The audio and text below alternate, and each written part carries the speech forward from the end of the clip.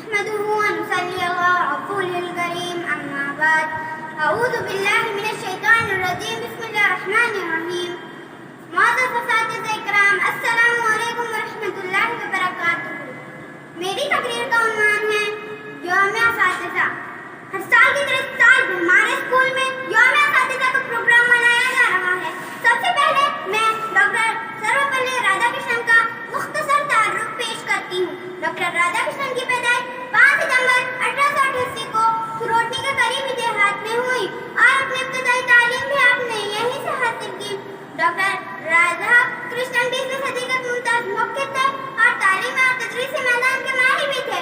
Doctor Radha Krishnan کو ادب کے لیے 5 دفعہ نوبل پرائز کے لیے نامزد کیا گیا.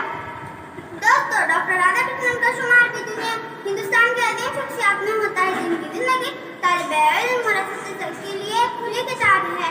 یوم اساتذہ کی شروعات اس طرح ہوئی کہ جب ڈاکٹر رادھا کرشنن ہندوستان کے صدر جمہوریہ بنے تب کچھ شاگردوں نے ڈاکٹر رادھا کرشنن کو سے درخواست کی کہ ہم آپ کے یوم پیدائش کو یوم اساتذہ کے طور پر منانا چاہتے ہیں. تب ڈاکٹر رادھا کرشنن نے کہا مجھے اس بات پہ بڑا فخر ہے کہ آپ میرے یوم پیدائش کو یوم اساتذہ کے طور پر منائیں.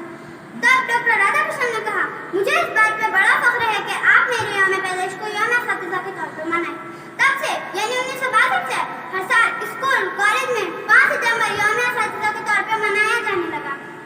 ڈاکٹر رادھا کرشنن کا خیال تھا کہ اگر صحیح طریقے سے تعلیم دی جائے تو سماج میں موجود کئی برائیوں کو مٹایا جا سکتا ہے. 17 اپریل 1975 کو ڈاکٹر سروپلی رادھا کرشنن نے وفات پائی. آخر میں اس شعر کے ساتھ اپنی تقریر ختم کرتی ہوں.